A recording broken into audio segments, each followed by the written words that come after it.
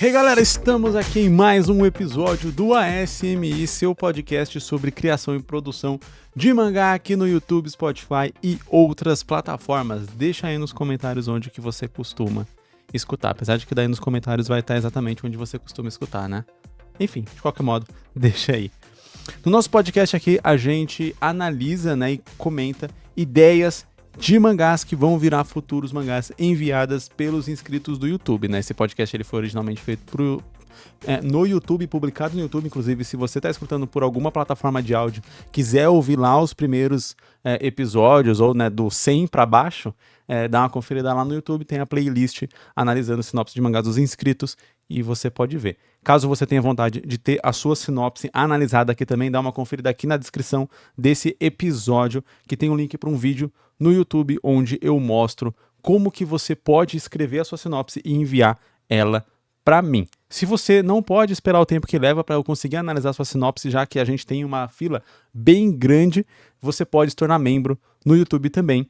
A partir de R$3 por mês, você não só tem a sua sinopse lida mais rápido, como me ajuda a continuar com esse trabalho aqui na internet, ajudando jovens aspirantes a mangaka a fazer os seus mangás e trazer eles para a realidade. A primeira sinopse que a gente lê em todos os episódios aqui é uma sinopse de um dos membros e em seguida a gente lê sinopses da nossa lista padrão, essa fila grande que eu falei para você agora.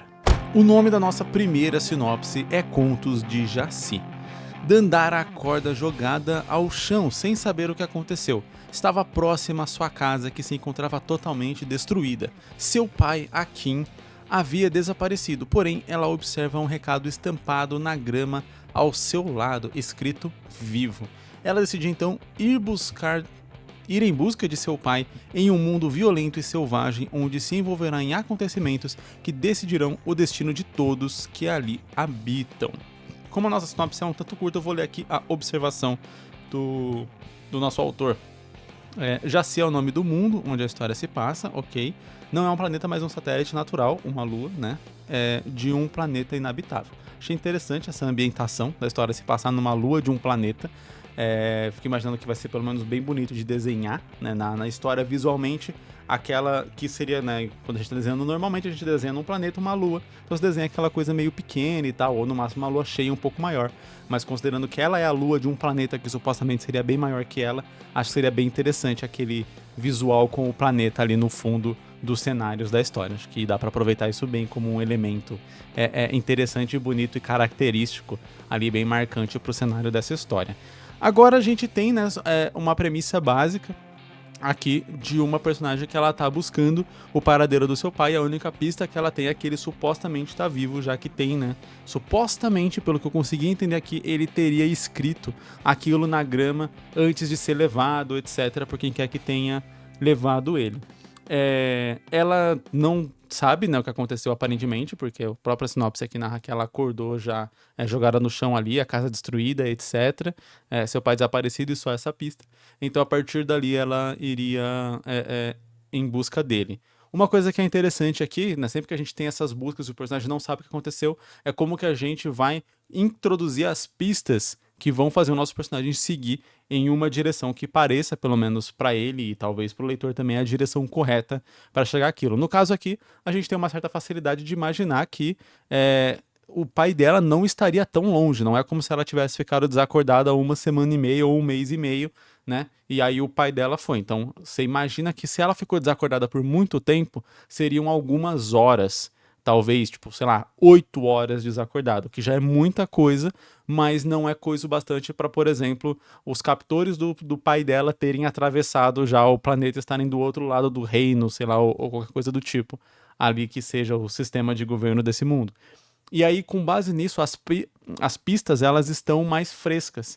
E aí, com as pistas mais frescas, você consegue introduzir elas melhor na história, de uma maneira que não fica aquela coisa que às vezes é um tanto forçada, fica um pouco aquela mão do roteiro de ter uma pista ali que tá lá há, sei lá, anos atrás, né? Muitas vezes quando um personagem está buscando parentes que desapareceram há muitos, muitos anos atrás, pode acontecer de algumas pistas que a gente introduz no mangá ficarem meio forçadas. Ficarem meio tipo, nossa, mas que conveniente que essa pista tá justo aí, durante 15 anos ninguém mexeu, ninguém viu, ninguém mudou isso de lugar, tá exatamente do jeitinho que deixaram ali para essa pessoa achar.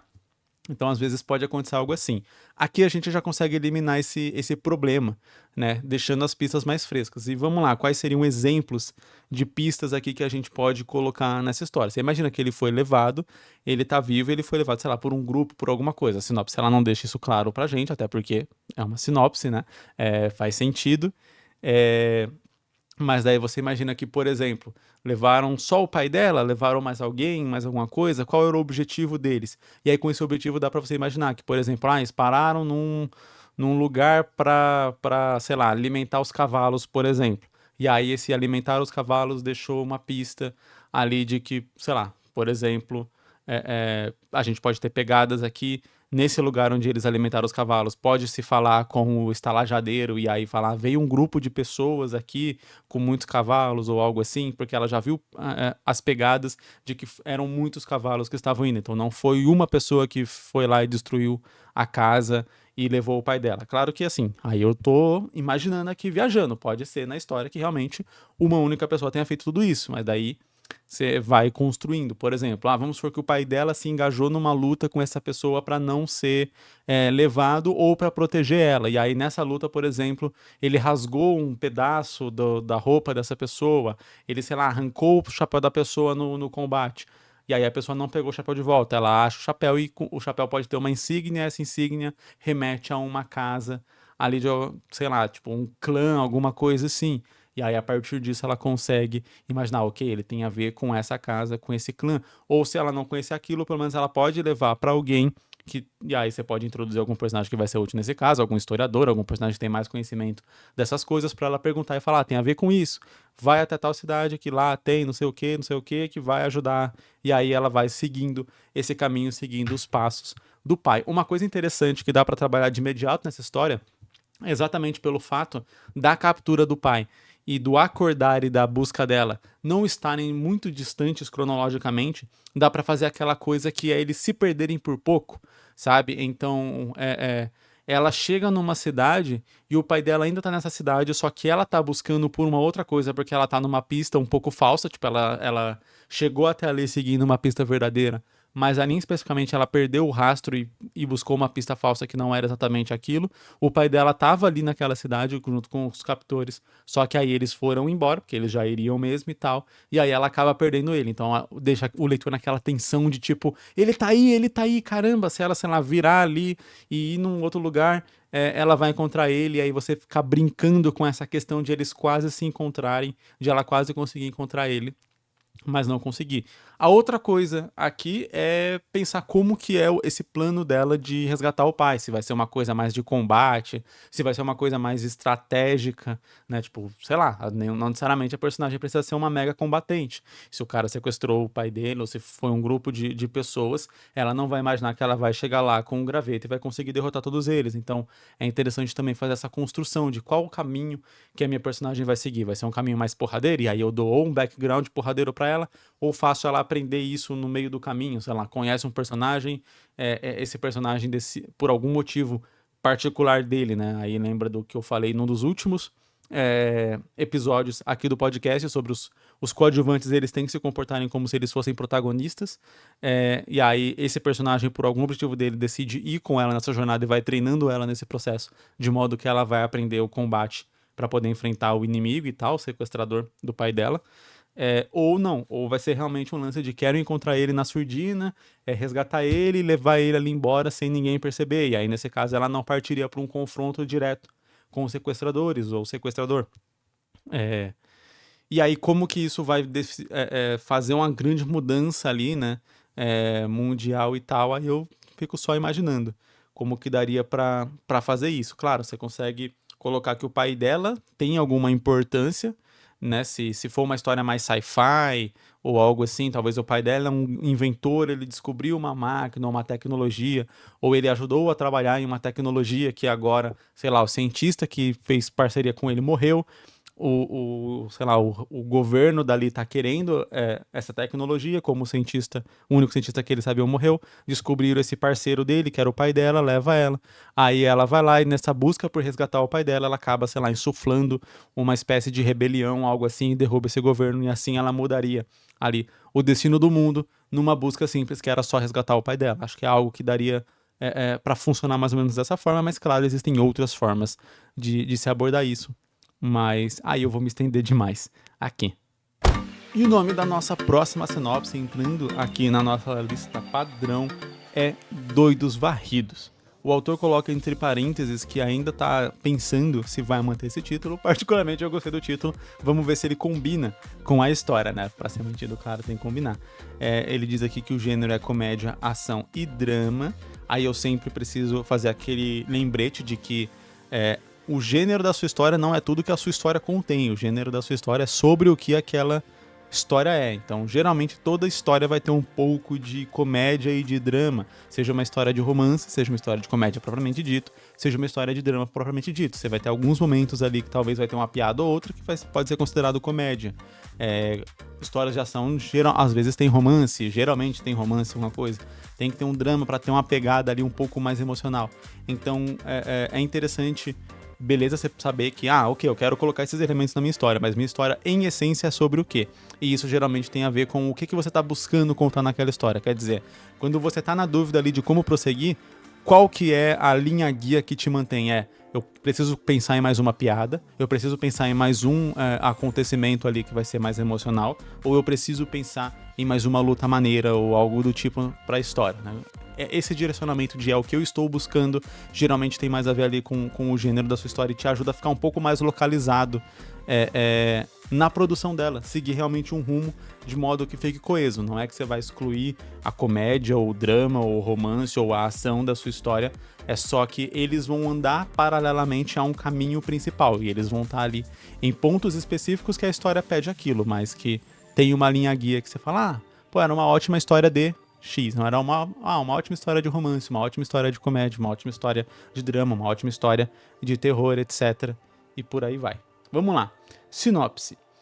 Yoshiaki Fujimoto atende pelo codinome de Jubarte, executivo de uma grande organização criminosa conhecida como KWO, e aí ele traduz o que seria essa sigla, Killer Whale Organization, né? Seria a Organização Matadora de Baleias.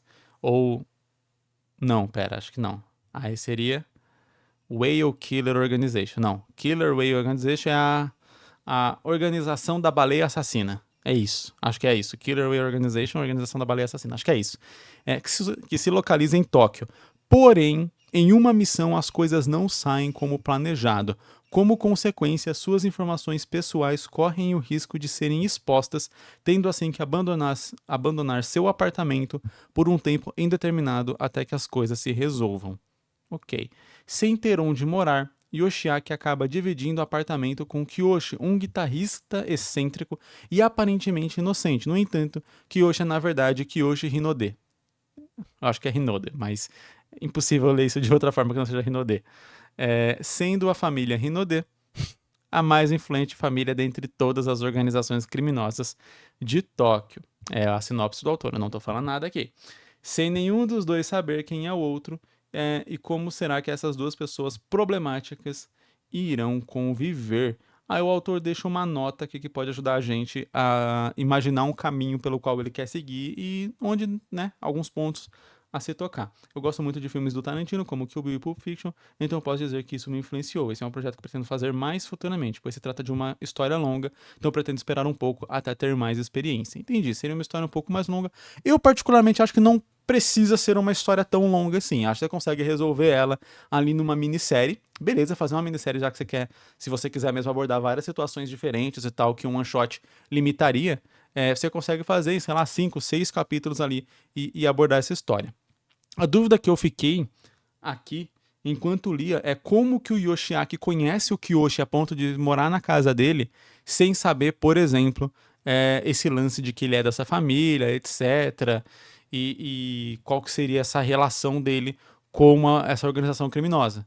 Porque se ele tivesse uma relação muito direta, provavelmente o Yoshiaki iria saber. E se ele é um líder, né, é executivo de uma grande organização criminosa. Tá, executivo, não é necessariamente um líder.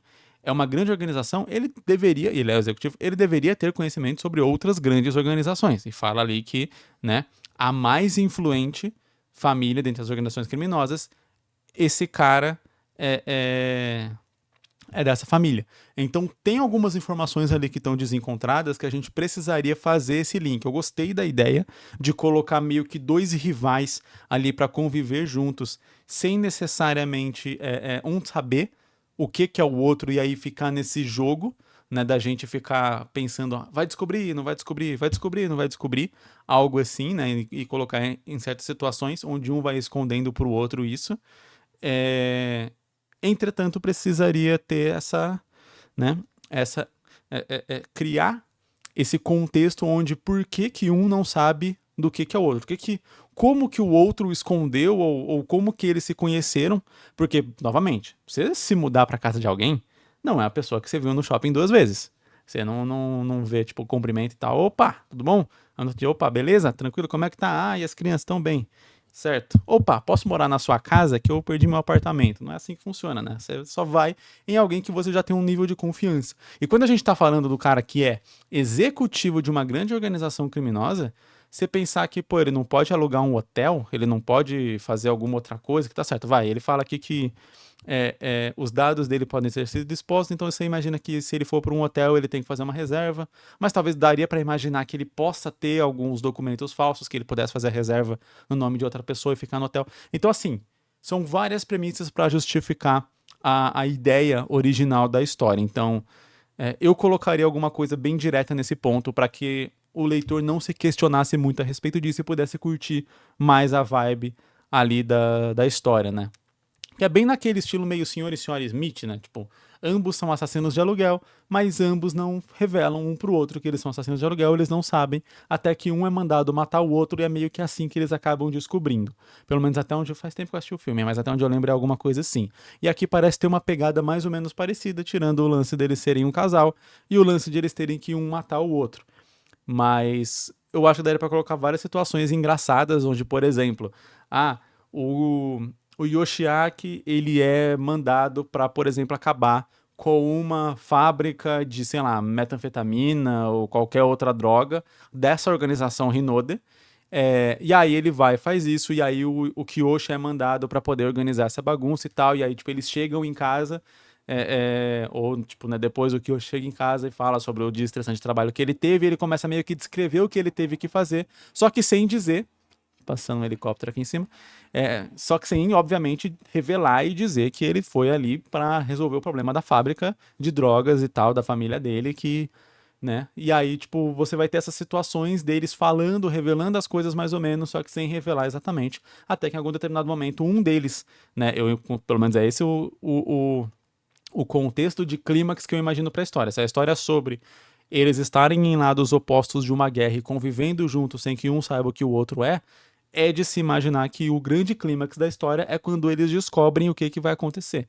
Então, em um determinado momento, algum deles vai, ou os dois ao mesmo tempo, vão ligando os pontos das coisas, das conversas, das histórias ali que eles contaram, a ponto de perceber quem é quem, descobrir, e aí ter que lidar com essa situação de alguma forma. Eu acho que realmente o título Doidos Varridos não cabe nessa história especificamente.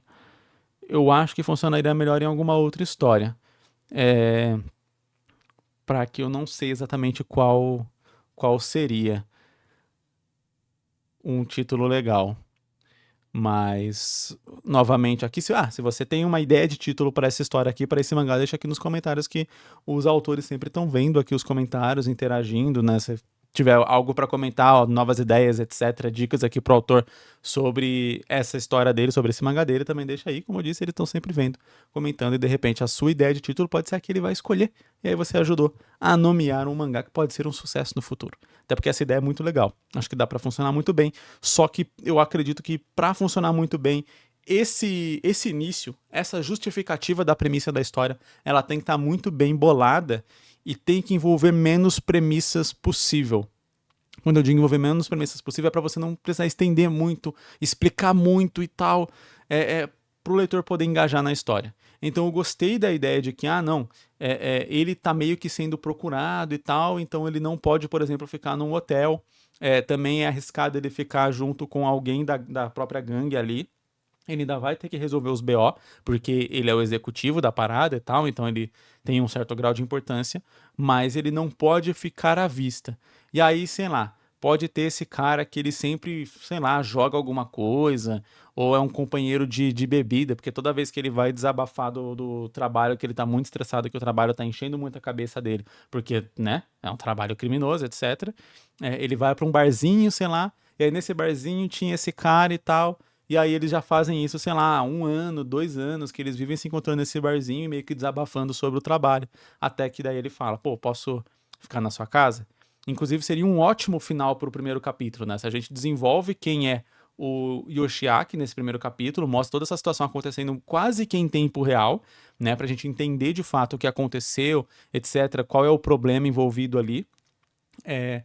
E aí pode mostrar, inclusive, a história pode até começar com ele conversando com o Kiyoshi nesse barzinho, falando sobre o trabalho, sobre algumas coisas assim, e aí depois mostrando o trabalho dele e tal, e aí no final ele tem essa ideia de ir ali pro barzinho, e aí o próprio Kiyoshi pode falar, você não quer ficar lá em casa um tempo? Pô, é 1 semana até seu apartamento ficar pronto, ele pode inventar qualquer desculpa do tipo, aconteceu um acidente, sei lá, e alagou meu apartamento, tem que reformar, tem que fazer um monte de coisa, etc. Deu um problema lá.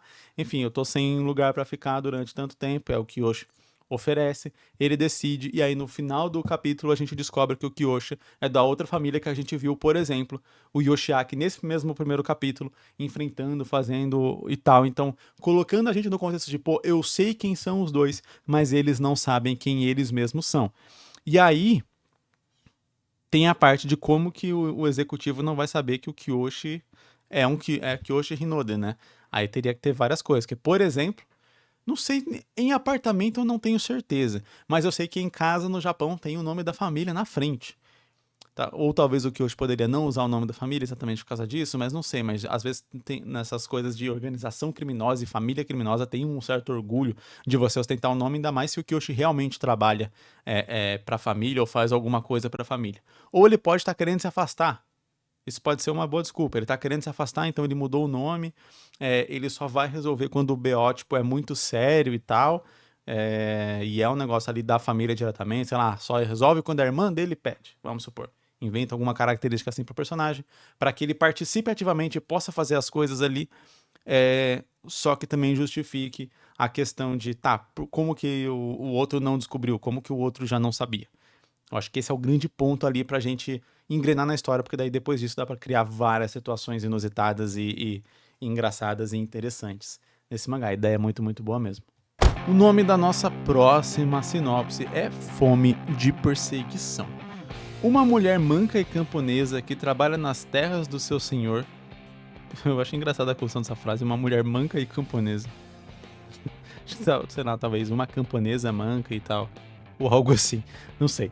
Na terra do seu senhor quer garantir a segurança financeira para os seus pais nas suas velhices, mas quando uma praga assola as plantações, os índices de violência e fome aumentam muito em questão de dias, e com um aparente desleixo dos governantes em garantirem comida à população, quando eles mesmos juraram que sua prioridade é o crescimento da nação, ela e um grupo de cidadãos armam uma revolta buscando cobrar os seus senhores até que garantam comida de novo, ou até que caiam e tomem tudo deles, o que ocasiona na ordem dos senhores para perseguirem todos e capturarem a líder dos revoltosos, nossa protagonista, que acaba conseguindo convencer um dos seus perseguidores a lutar junto com ela contra o governo. Interessante a ideia. Me lembra um pouco certas coisas da Revolução Francesa, né? Tendo todo esse lance, foi também um período de mega fome, etc e tal. E aí tem até a frase, né? Não lembro como que é o nome da rainha lá. Fala, né? Se eles estão com fome, que comam brioches, uma parada assim. Enfim, me lembra bastante esse mesmo contexto. Eu fico imaginando como que poderia ser o final dessa história. Se seria realmente um lance tipo Revolução Francesa, de realmente derrubar eles, ou como que daria para realmente fazer isso na prática no final da história, para que não fique aquele negócio ali muito idealizado de tipo, conseguimos convencer os governantes, agora eles são bonzinhos. E também não fique talvez aquele negócio tão obscuro que pareça que não fez sentido a luta, de tipo, conseguimos derrubar os governantes e agora sobre alguém pior ou algo assim, né? Às vezes você terminar a história só com a queda dos governantes e eles meio que entrando no castelo e se alimentando, pode ser um bom final, talvez deixar só uma pulga de dúvida de tipo, tá, e o que que a gente vai fazer agora? Ou algo assim, como se fosse uma espécie de final aberto. Acho que pode funcionar. É, eu acho que ela pode, primeiramente, talvez tomar a fazenda, né, ali, as terras e tal, o lugar onde ela trabalha. Talvez poderia ser o ponto um, o estopim, juntar ali com os próprios trabalhadores, etc. Porque daí, a partir daí, iria desencadeando algo maior. Eu acho legal quando a história ela vai caminhando quase como se fosse de uma maneira natural até um desfecho grandioso, mais do que quando parece que o personagem já tem um senso megalomaníaco logo de cara, do tipo, eu vou sair daqui, eu sou um camponês pobre e analfabeto, eu vou sair daqui e eu vou conquistar o império. Tipo, fica parecendo aquele negócio de beleza, você pode colocar isso como um sonho do personagem, e aí você vai trabalhar toda a história pra mostrar que esse sonho realmente, assim, não, ele é ingênuo, ele é bobo, ele não sabe o que tá falando, etc. E aí você vai fazer ele galgar esse caminho e conseguir aquilo no final. Mas você tem que colocar essa equiparação.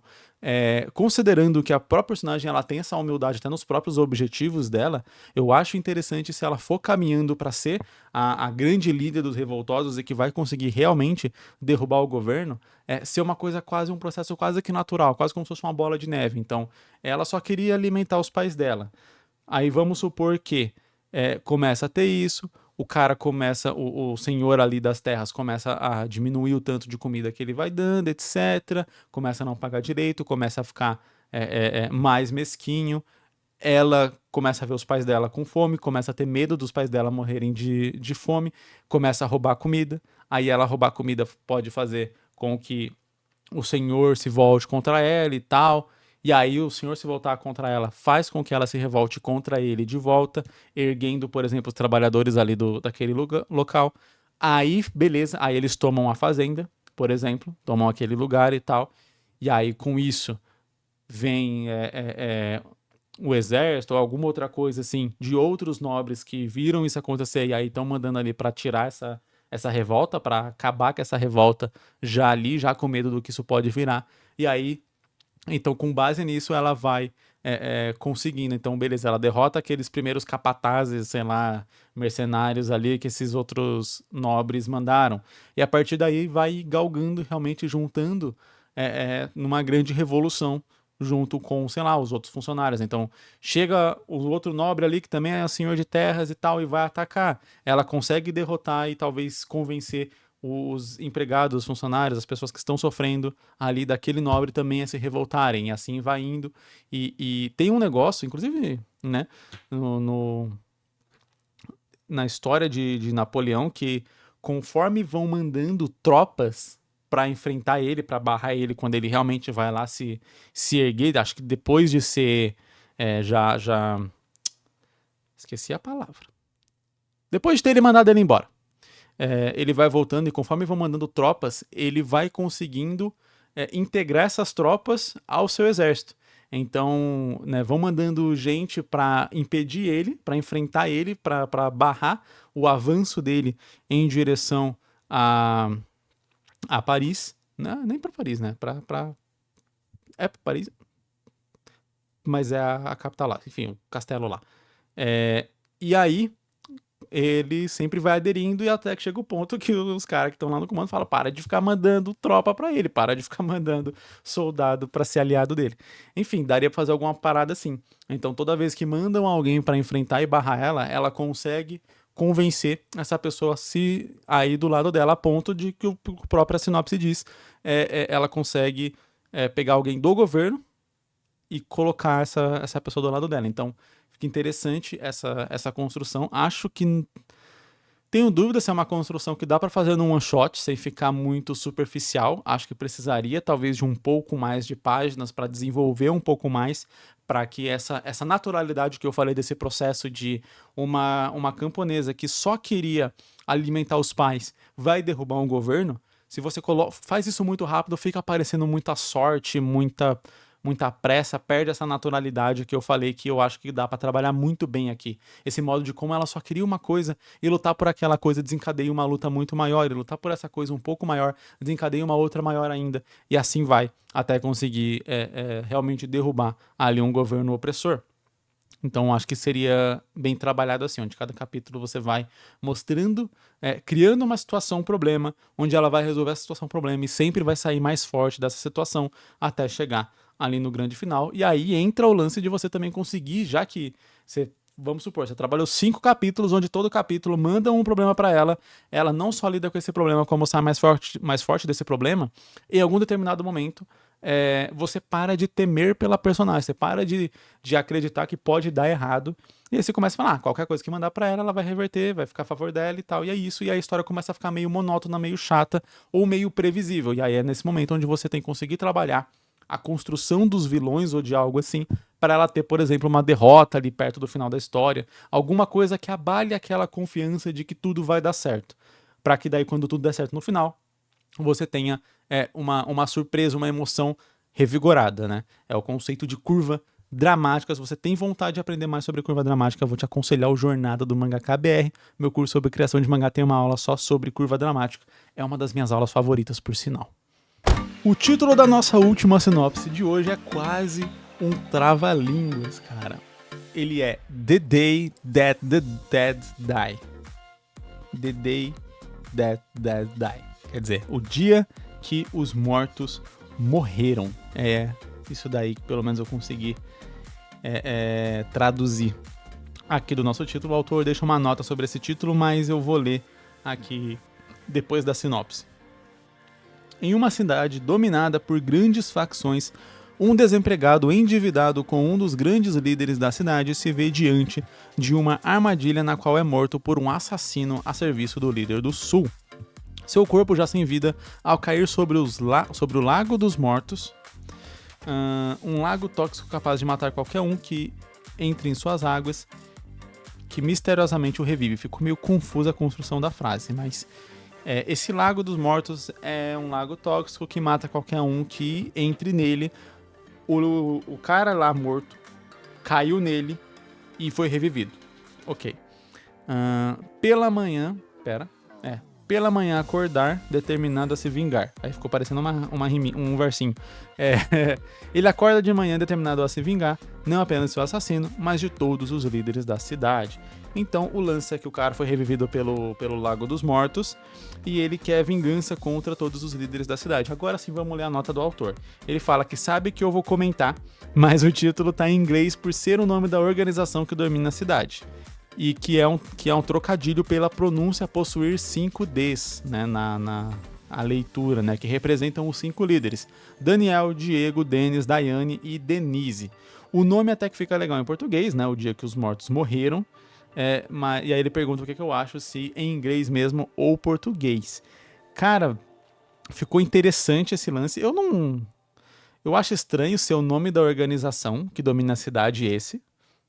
Não me parece fazer muito sentido, mas tirando o lance do nome da organização, acho que fica legal. Acho que pode manter em inglês porque fica legal, é um trocadilho, tem o nome dos 5 ali, líderes. Eu acho que qualquer leitor que já vê o nome dos 5 líderes, vamos imaginar aqui, vai. Você tem a capa da história, aí tá lá o título da história, The Day That Dead Die. Parece que a pessoa tá gaguejando. Enfim, tá lá o título, e aí beleza. Você abriu ali o mangá, né? Passou a capa, você tem aquela premissa da história. E aí, na premissa, poderia já colocar o nome dos líderes. Então, em uma cidade dominada por 5 grandes facções, seus líderes, Daniel, Diego, Denis, Daiane e Denise, fazem não sei o que e tal. E aí descreve um pouco o que essas facções fazem, etc. Como que elas comandam, blá blá blá.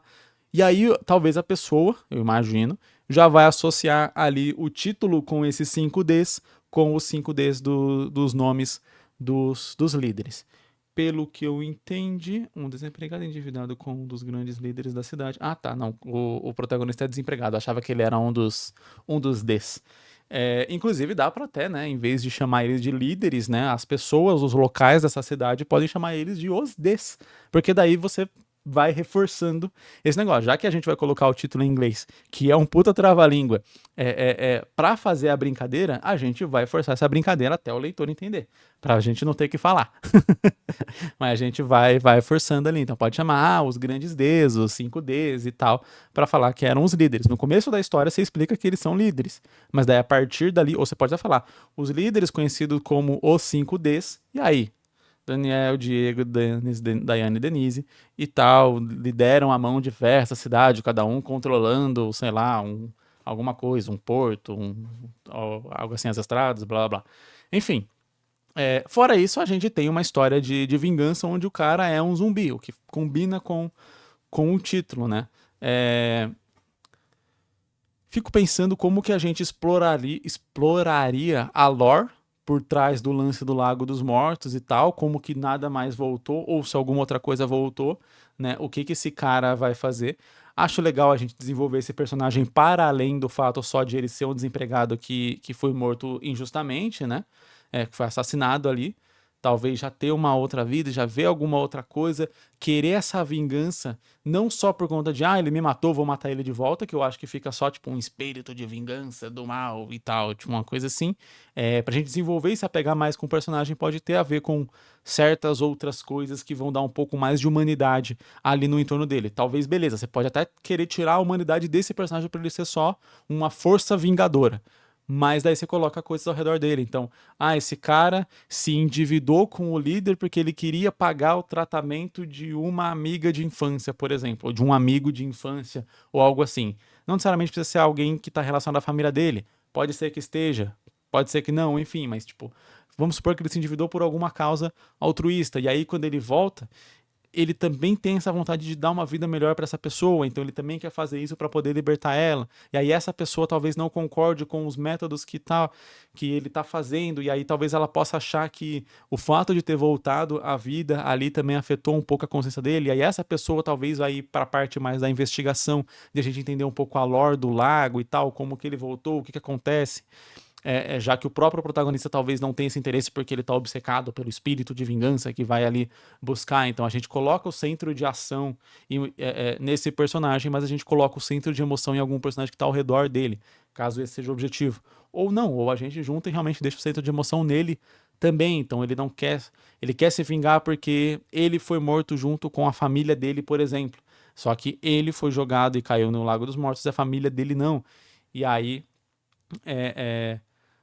ele quer se vingar mais por conta da família e tem esse pesar, e aí a gente coloca esse lance dele sentindo a perda da família, sentindo falta, sentindo saudade. Dá pra colocar uma cena bem dramática do cara tentando, sei lá, desenterrar, buscar o corpo da família dele pra tentar jogar no lago pra ver se eles voltam à vida também, ou algo assim, e não consegue encontrar o corpo. Enfim, alguma coisa assim que aí a gente consegue abordar mais o lance mais humano, mais emocional, emotivo desse personagem. Ou, como eu disse, você quer fazer só uma força de vingança avassaladora que não pestaneja e não pisca e não brinca em serviço, você coloca o centro emocional ao redor dele ou algo assim.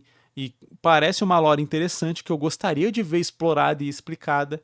E talvez o próprio personagem não vá correr atrás disso porque ele tá com um objetivo muito focado. Então você coloca isso em, por exemplo, outros personagens. Vamos supor, por exemplo, que um dos caras ali que foi quem mandou matar ele descobre que ele voltou depois de um tempo e aí começa a investigar o que aconteceu e tal, ao ponto de, sei lá, ele mesmo criar um outro soldado zumbi para se defender ou algo assim, ou ele mesmo arriscar ir lá e se transformar num zumbi para não ser morto ou algo assim, e aí a gente vai abordando do ponto de vista do vilão a lore, o contexto, o cenário onde esse lago está inserido.